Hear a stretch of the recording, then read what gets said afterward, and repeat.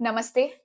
23 फरवरी 2026 से लेकर 2 अप्रैल 2026 तक मंगल गोचर करने वाले हैं कुंभ राशि में, जहां पर पहले से ही बहुत सारे ग्रह मौजूद हैं, जैसे राहु, सूर्य, शुक्र और बुध। और इसी राशि में अभी 17 फरवरी 2026 को सूर्य ग्रहण भी था। इसमें जो सबसे क्रिटिकल कॉम्बिनेशन होगा वो मंगल और राहु का होगा, क्योंकि जब भी ये दोनों ग्रह साथ आते हैं तब अंगारक योग का निर्माण होता है। नाम से ही समझ गए होंगे, अंगारक, अंगार यानी आग, फायर। कुंभ राशि वायु तत्व की राशि होती है, स्थिर राशि होती है।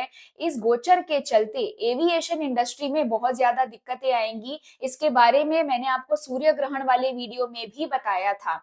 साथ ही प्लेन क्रैशेस की तादाद भी बढ़ सकती है। साथ ही साइबर सिक्योरिटी में लैप्स होने के चलते, टेक्निकल ग्लिचेस के चलते, पावर आउटेज के चलते फ्लाइट डिलेज हो सकते हैं, फ्लाइट कैंसलेशंस हो सकते हैं। इसीलिए अगर आप हवाई यात्रा करने वाले हैं तो बैकअप प्लान अवश्य रखिएगा। एविएशन, ट्रैवल, लॉजिस्टिक्स में प्रॉब्लम्स आना, नेटवर्क का ठप हो जाना, कम्युनिकेशन बंद पड़ जाना, ये जितने भी इवेंट्स होंगे उसकी फ्रीक्वेंसी बढ़ती चली जाएगी, क्योंकि 26 फरवरी 2026 से बुध भी कुंभ राशि में ही वक्री हो जाएंगे। मंगल आक्रोश के कारक होते हैं, क्रोध के कारक होते हैं, हमारे अंदर की ऊर्जा के कारक होते हैं, रक्त के कारक होते हैं, और साथ ही मंगल भूमि के भी कारक होते हैं।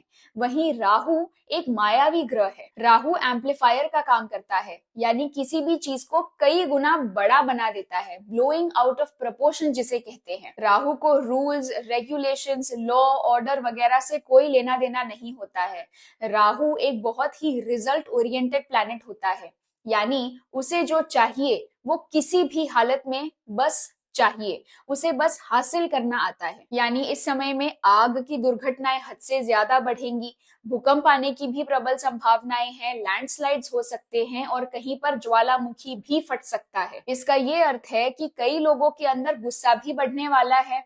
अब क्योंकि कुंभ राशि कलेक्टिव कम्युनिटी को दर्शाती है, तो लोगों के अंदर आक्रोश बहुत ज्यादा बढ़ेगा और इसके चलते प्रोटेस्ट्स करने भी कई सारे लोग रास्ते पर उतर आएंगे। लोग गवर्नमेंट पॉलिसीज के खिलाफ प्रोटेस्ट्स करेंगे, फार्मर प्रोटेस्ट्स हो सकते हैं, स्टूडेंट प्रोटेस्ट्स भी हो सकते हैं।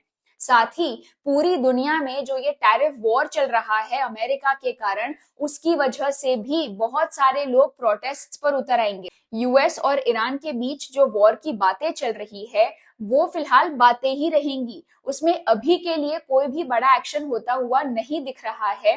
लेकिन जो अनसर्टेनिटी बनी हुई है उसके चलते शेयर मार्केट, कमोडिटी मार्केट बहुत ही ज्यादा वोलेटाइल बने रहेंगे। और कहा जाता है कि volatile market is a traders paradise, क्योंकि ये समय बहुत अच्छा है पैसा कमाने के लिए, लेकिन उतना ही बुरा है पैसा गंवाने के लिए। इसीलिए अपना पैसा इस समय में सोच समझ करके निवेश कीजिएगा। मैं ये नहीं कह रही हूं कि यूएस और ईरान के बीच युद्ध नहीं होगा।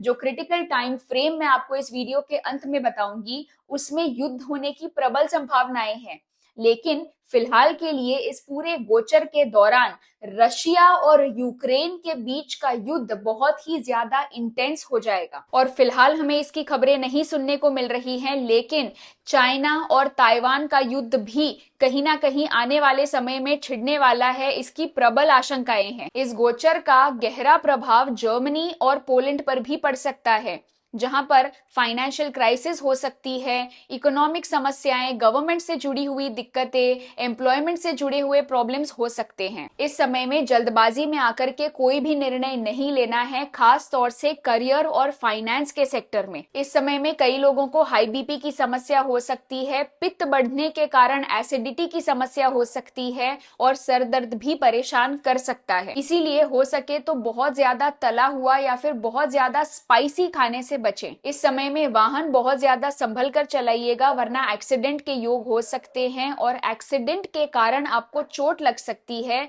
जिसके चलते ऑपरेशन भी करना पड़ सकता है। इस समय में गैस सिलेंडर फटने के कारण, गैस लीक के कारण आग लग सकती है और शॉर्ट सर्किट के कारण भी आग लग सकती है। अगर आप वाटर हीटर का उपयोग करते हैं या फिर गीजर का उपयोग करते हैं तो ध्यान रखिएगा, उसकी स्विच टाइम से बंद कर दीजिएगा, वरना उसके चलते भी दिक्कतें हो सकती हैं।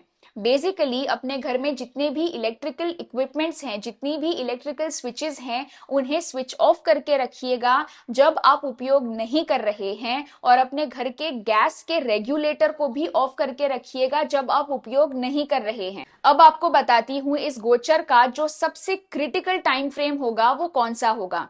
सबसे पहला टाइम फ्रेम है 28 फरवरी 2026 से लेकर 2 मार्च 2026 तक का, जब मंगल सूर्य ग्रहण वाली डिग्री यानी 4 डिग्री को क्रॉस करने वाले हैं। फिर 10 मार्च से लेकर के 18 मार्च तक का जो पीरियड होगा उसमें मंगल और राहु नजदीक आने लगेंगे। फिर 14 मार्च 2026 को मंगल और राहु का एग्जैक्ट डिग्री वाइज कंजंक्शन होगा। ये जो कंजंक्शन होगा इसे ग्रह युद्ध कहते हैं, और इस ग्रह युद्ध में मंगल की जीत होगी और राहु की हार। क्योंकि मंगल की जीत हो रही है तो आक्रोश बढ़ेगा और आक्रमण भी होकर ही रहेगा, लेकिन क्योंकि मंगल अस्त है इसीलिए जो कुछ भी होगा वो फिलहाल के लिए लंबे समय तक नहीं चलेगा, वो डिप्लोमेटिकली रिजॉल्व हो जाएगा। और क्योंकि कुंभ राशि पर गुरु की 9वीं दृष्टि बनी हुई है, इसीलिए कोई समझदार व्यक्ति इस सिचुएशन को कुछ हद तक संभाल लेगा। ये समय स्पेस सेक्टर के लिए बहुत ज्यादा अच्छा है।